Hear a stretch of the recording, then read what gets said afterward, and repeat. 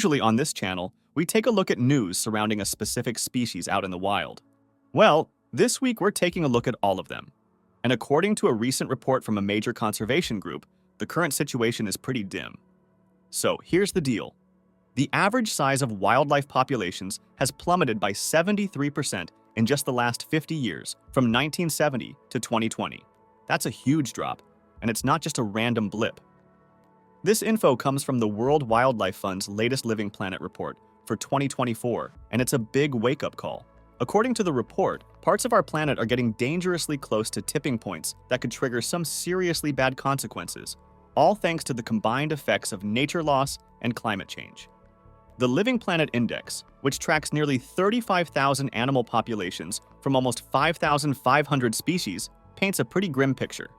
From 1970 to 2020, we've seen the steepest declines in freshwater species, down by a shocking 85%. Terrestrial species, land animals, have dropped by 69%, and marine species, ocean creatures, have fallen by 56%. What's driving this?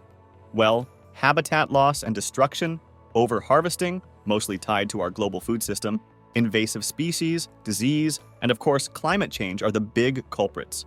These are the threats that are pushing wildlife populations over the edge. When these declines happen, they don't just affect animals, they impact the entire ecosystem. It messes with the health of our environment and makes it weaker, pushing us closer to critical tipping points where everything could go haywire. These tipping points could lead to irreversible changes in nature, like the collapse of North American pine forests, the destruction of the Amazon rainforest, or the mass death of coral reefs. And if that happens, it's not just nature that suffers.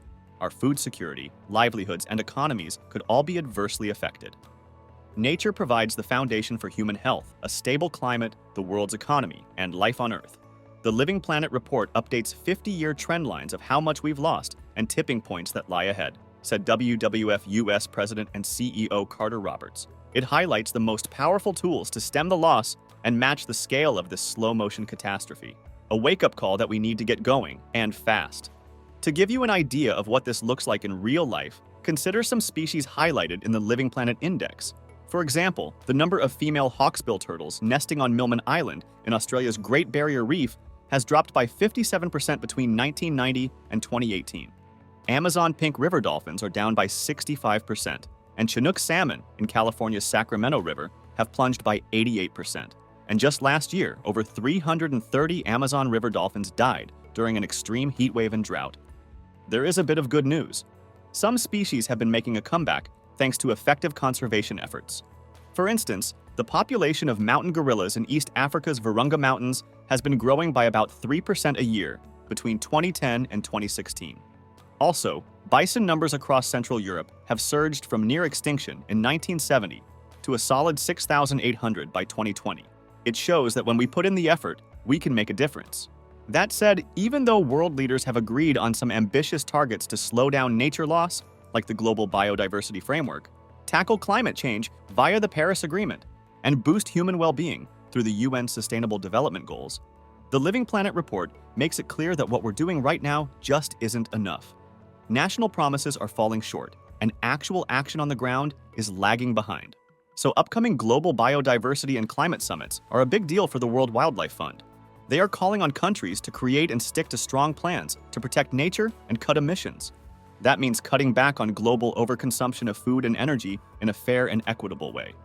WWF is also pushing for governments and businesses to invest more in sustainable practices, align their policies, and quickly get rid of activities that harm biodiversity and climate. The bottom line? We need to move fast if we want to hit those global sustainability goals before it's too late. Don't stop here. Find out more. Visit the links in the description below for more in-depth information on the stories presented in this video. Or if you are a part of a wildlife organization doing something interesting right now, let us know in the comments.